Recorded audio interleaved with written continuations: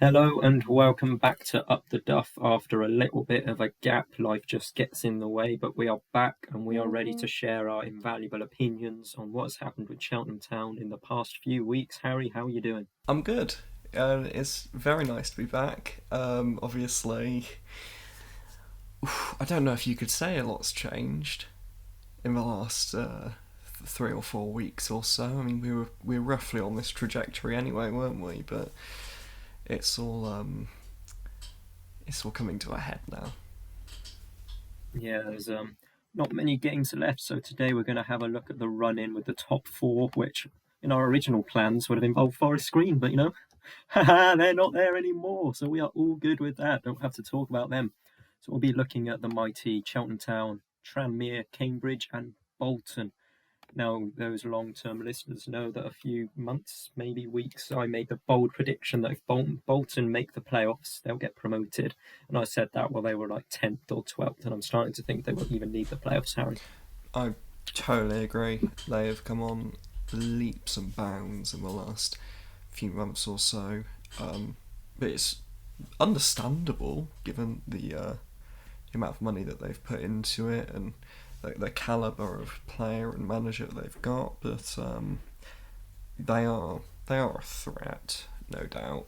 Just imagine had they played like this the whole season, how far ahead they'd be of everyone else. Yeah, it's a worrying thought, but it's nice that it took them so long to get everything together. Mm. And their unbeaten run is over with a 1-0 loss to Newport. Now, speaking of matches, that's the very loose segue into our next place, where we will talk about the cracking game against Tranmere. That was Oh, unbelievable. it was a hell of a match. I don't know if anyone could have predicted certainly that scoreline before the game. Scoreline, definitely I not. mean, we always do better against real footballing teams, but we blew them out of the water. See, in that aspect, with the confidence against good teams, yeah. But 4-0, I wasn't. I was expecting maybe a 2-3-1 win. Not too bad, but 4-0. And I think I know why it happened. Why? Why, Ben? They spent the entire time training to go up against a team that did not have Will Boyle in it. Honestly, I think that's what it was. And he should have scored two against Grimsby. I still have no idea why that second goal was ruled out, but we'll get back to that Yeah, soon. of course. How good was Wright in that game? He was fantastic. Obviously, he scored that absolute worldie. He did so much more than just that. Honestly, that goal probably, you know, undermines everyone else's views of that game. In a sense, everyone focuses on the goal instead of the individual performance. But yeah, when that goal went in, I was out of my seat. It was incredible. Yeah, I mean, well, we've all seen the cameras in the dugouts of the Tranmere manager dying inside, and then Mike Duff just not really knowing what's just happened. It was absolutely superb. It's got to be our goal of the season, don't you think? I was thinking about this uh, over the last few days, and it's the best goal we've scored in years. Yeah, I've got to say I so. think Circum scored a few decent goals this year from the outside of the Just box, decent, yeah, just decent. but no proper worldies like that. I think the last time we had a player get a goal of the month or a goal of the month nomination was Joe Morrell back in 2018 against Luton. So this, yeah, Luton was it? Yeah. It's a long time coming. Just thinking about really good goals I've seen Cheltenham score. Obviously, there's Morel against Luton, Andrews against Swindon. Harry Pell tends to bang on in when he plays Grimsby. And then that Chris Hussey free kicks against Colchester and Mansfield last season, but nothing like this. Absolutely nothing like this. Like it's just such a sweetly struck volley. See, my problem is when we do finally go back, I know I'm never going to see a goal as good as that one, and I'm a bit dead inside. It's bound to happen at some point, We can hope. but God knows when. Very, very true. Now, it's not really something people always use. It's not something I like to use when going on about player performances. But I've opened up the FOTMob app, not sponsored by the way, to have a look at the player ratings from that Tranmere game, and Wright got an 8.7, man of the match. The closest out of anyone was Liam Sercombe on an 8.1. It was just, he got a goal, he got an assist, he got Will Boyle back on the score sheet. It was, I mean, overall as a team, it was a fantastic performance, I think. Oh, it absolutely was. Um, Everyone, they really showed up when they needed to. I feel like that when we look back on this season, that Tranmere game will stand out as a mark of our intent. At the start of the season as well, when it was all a bit, oh, what are we going to do? What are the other teams going to do? Was it we beat Tranmere 3-0 away or something? And I think these two Tranmere games have been absolutely massive for our season. I'm kind of looking back on the seasons, like which games really showed what we were on about. Probably the 2-1 win over Forest Green was one, and then beating Bradford away. Definitely a Forest Green game. I mean, that was the first time we've beat Forest Green since 1998.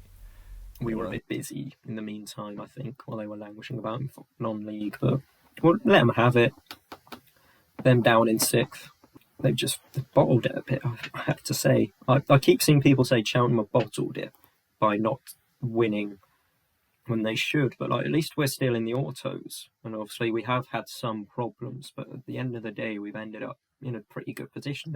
They're somehow dropping down the table. Well, every year it happens, Forest Green, they burst out of the blocks, and then, yeah, they completely lose it. We can't forget them winning 10 games in a row. I think it was when we won the National League. They started off brilliantly, perfectly. But we're a Cheltenham podcast. We're not a Forest Green podcast. So we're going to stop talking about them. And on the topic of disappointing teams, it wasn't the best on Monday, I'm afraid. We were unfortunate. We were terrible at the start of the game. For that first 10 or so minutes, we were quite rightly punished by Lionel John Lewis, who managed to tuck the ball home. His name is a shop. His name is a shop. Yes. It's brilliant, Charlie. But from then on, we dominated proceedings. I know you didn't catch the second half, Ben, and if we'd taken those chances, you'd have missed a hell of a game. But like so many different occasions this season, the ball just would not go in the goal. So I heard the Andy Williams chants on the radio as I was heading to training. It would have been rivaling Wright, would you say? Yeah, definitely. It would have been a hell of a goal. He kind of took it over the shoulder on the half volley and dinked it over the goalkeeper. Hit the post. So that hurt. But it wasn't the only one. We had Sercombe hit the crossbar at one point. Will Boyle had a free header which he put straight at McEwen. It was one of those days. Sounds it. And the most displeasure I've heard was at George Lloyd's 1-on-1. Yeah, it was horrific. It was not a good surface up at Blundell Park, and he'd been on the pitch for a minute or so, but he's been sent straight through 1-on-1 with the goalkeeper and completely fluffed it. It is gone. Well, it didn't even reach the near post. Oh dear. I mean, the context for the viewers at home, unfortunately, I had to leave at half time to get to the football training for the uni team. We've got a massive game coming up. Game of the year, they're saying, because it's going to be our only game of the year. It did mean I've missed a fair few important chances, but I did get to see Will Boyle's second goal, and I still don't know why it didn't count. Me neither. It doesn't make any sense. Perfectly legal goal. I've seen, apparently that was a championship ref. I do not understand how. He seemed very, very poor. When it got ruled out originally, and I was watching the replay back, I wasn't even looking at Will Boyle to see where the foul was. I thought it had been somewhere else in the box, maybe, but it's just sheer physicality. You know, the man didn't challenge. Will Boyles jumped over the top of him, and apparently that constitutes a foul. which it does not. It was very. Will Ball should be on 3 goals in 2 games now, and we should be top of the league, but we're not. He's not. It's very annoying, but hopefully soon we will be. Yeah, we've got to keep up the pace with Cambridge until our game in hand against Carlisle, and then if we beat Carlisle, then we'll definitely be top. In all fairness, though, we've got Leighton Orient, Crawley, Stevenage our next 3 games. Cambridge have Exeter, then Newport, and then Leighton Orient, and I think we have a nicer run of fixtures.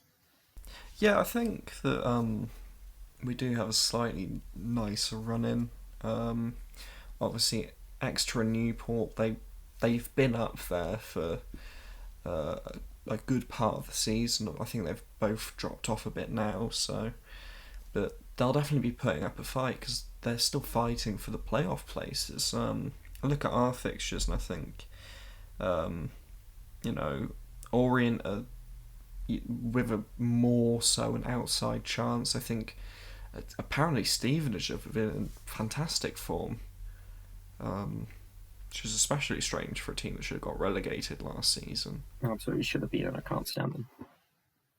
In all fairness, Stevenage are 13th, but the 2 teams above have 2 games in hand, and the team below have a game in hand on them, and it's only about 2 points each way. Okay, and now for the main point of our episode, we're going to be having a look at the run-in for us and the rest of the top 4 clubs to see just who might go up, who might not make it, and who might win the title. Now, obviously, we're going to start with Cheltenham Town. So we've got 1, 2, 3, 4, 5, 6, 7 games left, starting with Leighton Orient at home, a trip to Crawley, followed by a trip to Stevenage on a Tuesday, Colchester, Carlisle at home, Newport away, and finishing it on the 8th of May with Harrogate at home. I don't think that's a bad run of fixtures at all. There are definitely worse fixtures we could have. We've got all of our biggest rivals out of the way now. We've also got all of the Route 1 long ball teams out of the way, which I think is very important. Yes, definitely.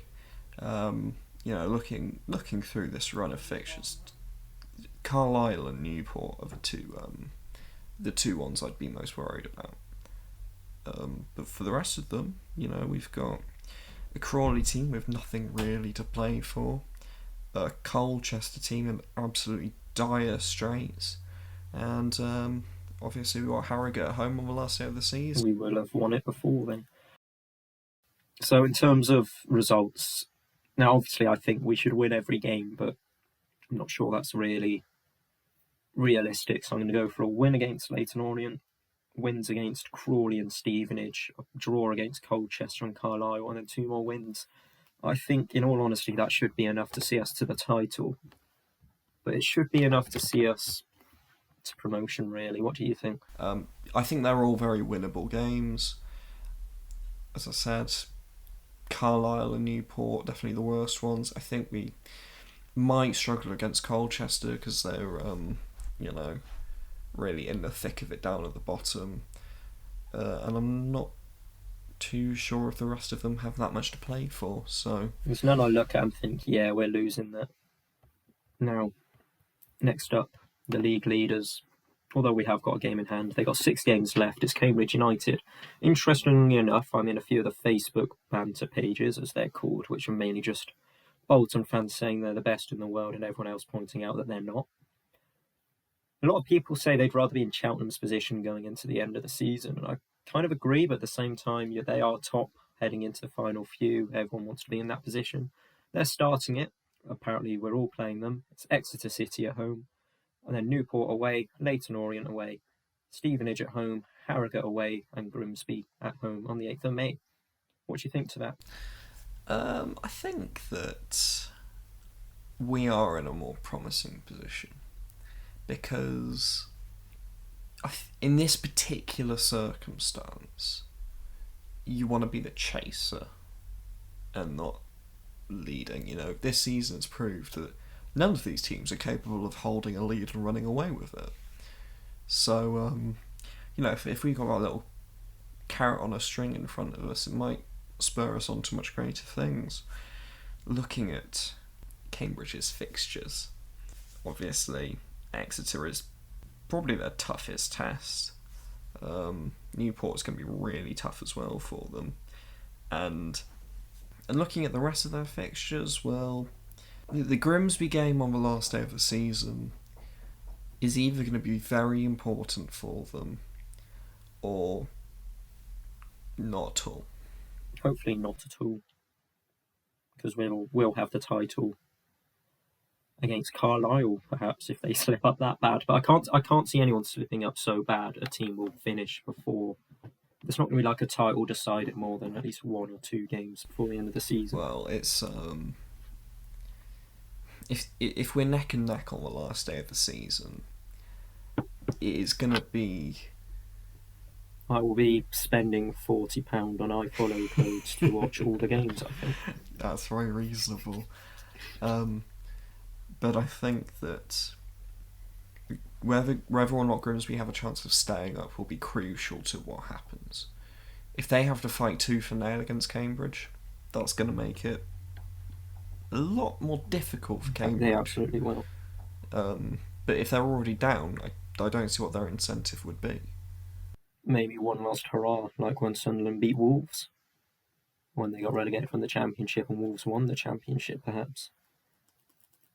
But we need Grimsby to do us a favour. I think the ideal situation would be that we win the league anyway and Grimsby still go down, but... Absolutely brilliant. And then, who's in the playoffs at the moment that I'd be okay with? Morecambe win the playoffs. How about that? I mean, Morecambe winning the playoffs would be good for the league, a nice underdog story. But also that's one less good team in League One to go to next season. I mean, if we're going on away days for next season... The Globe Arena. No. I think Alton would be a decent trip, or if... Well, I mean, Exeter won't go up. They always bottle it. And then Newport, don't want to go on an away day to Newport, been before. Potentially Tranmere. They are equal on points with Bolton. Bit of a long one, but hey ho, maybe we could. Speaking of Tranmere, shall we move on? There's an exciting one towards the end, but we're going to start off with a trip away to Scunthorpe, followed by a trip to Walsall, home to Salford, away to Bradford, home to Barrow, away to Forest Green, and finishing it off with a Colchester at home. What do you think to those 7? I think they've got maybe 5 relatively nothing games, and then 2 absolutely crucial ones on the last 2 game weeks. I mean, it looks like a guaranteed 3 points on paper for them against Forest Green, but you don't know that. We don't know. Maybe Forest Green will unbottle themselves by that point. And just spot it in the playoffs instead. I think their final day of the season, away at Colchester, we could be looking at a situation similar to Cambridge Grimsby, depending on how well the rest of the season goes for them. Colchester, I don't think anyone really predicted them to be in this situation. No, they've always been towards the top, chucking money at it, but I guess it's caught up with them. Yeah, I guess it has. I think Colchester will be safe. They are 5 points clear. I agree. I don't think... But Grimsby look to be the ones definitely down.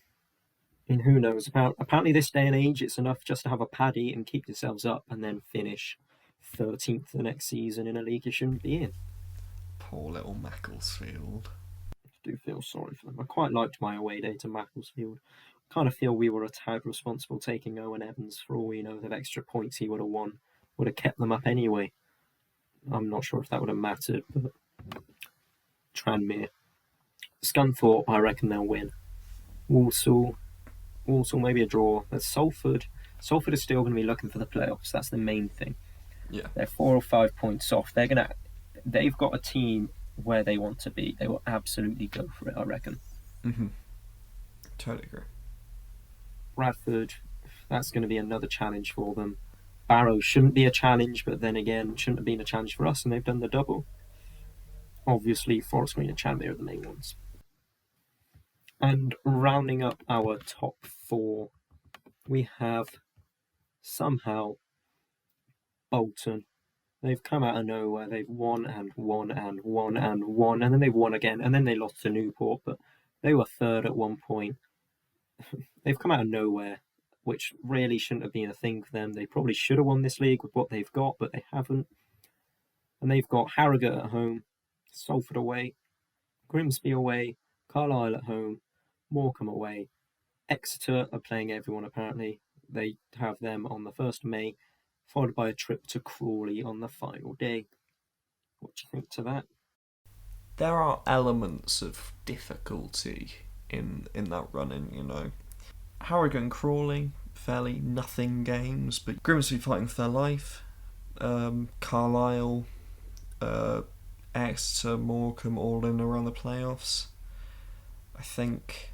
Oh, I mean, and Salford as well. Salford could very well try and mount a late run. It'll be interesting to see how Bolton fare. Obviously, they've been stomping it over the last few months, but this latest loss, it could introduce some relative instability in that. Yeah. See, I don't think these last 7 games they'll win every single one. I still think they'll win more than they lose. I agree. Yeah. Okay, so those are the run-ins for the top 4 in the league at the moment. What do you guys think of those? Feel free to just mention us on Twitter, reply to whatever tweet we put out, drop us a message and see what you think. But me and Harry are now going to predict who we think's going up, who we think's going down. I think it's fairly easy, Harry. Grimsby are going down and Southend are going with them. Yeah, I agree. I think, barring any surprises, those two clubs are going down. You know, Grimsby they've gone like 8 games unbeaten or something, but they've drew 7 of them. Yeah, picked up only 1 win, which is baffling. It's, you know, they're not losses, but it's not survival form. They're 7 points adrift of Colchester, even though they have a game in hand. I don't think they can do it. I don't think so either. I don't think they know how to win games, really. They've won, 7 all season, which it's just not enough, really, is it? I think Colchester is the only team outside of the relegation zone who are at risk, and I say at risk very likely because they've still got 5 points on Southend, and they've played the same amount of games as them. See, I've just seen 20th of April is Colchester Southend.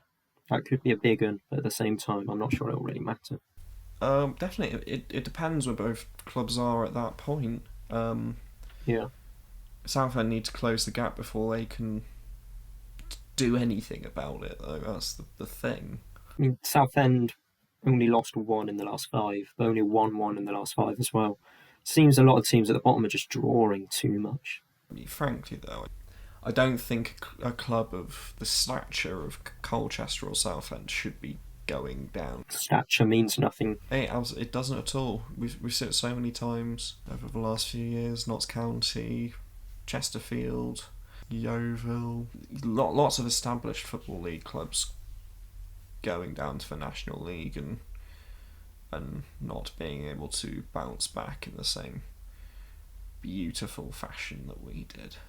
See, I think we can rule out Barrow and Walsall as Mansfield as relegation contenders. They're 21-20-19. Yeah, and Barrow's got 2 games on Southend as well, so... I mean, it's only a point between Colchester and Barrow, but it's that extra point over Southend.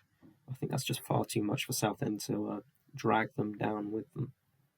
See, it's weird. Southend, Colchester and Walsall all have the same number of wins. Barrow actually have the most wins of the bottom 6 teams, which is just weird.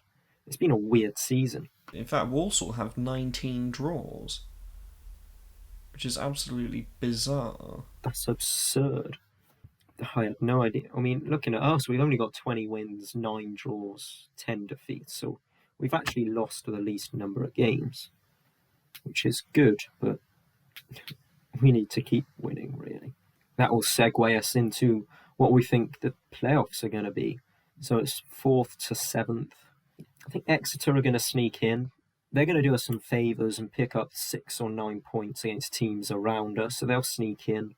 Forest Green are probably going to stay there, and then this may be where we differ. I'm going for Morecambe and Tranmere as the playoff teams. Looking at the teams that are in the playoffs, I think the top 5 teams are guaranteed a playoff place, regardless of how it finishes. Probably more. I think Tranmere and Morecambe are going to be the playoff teams. Yeah. And then it's very difficult. Forest Green are on 62 points, but they've lost 4 of their last 5. I don't think they'll keep losing. Yeah.